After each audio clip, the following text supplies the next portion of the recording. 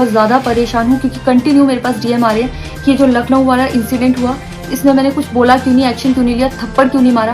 पवन सिंह के नए हीरोइन अंजलि राघव अब इस दुनिया में नहीं रहा। लखनऊ के बीच स्टेज पर पवन सिंह अंजलि राघव के कमर पर गलत तरीका से टच करके उसे सबके सामने इज्जत बदनाम किया।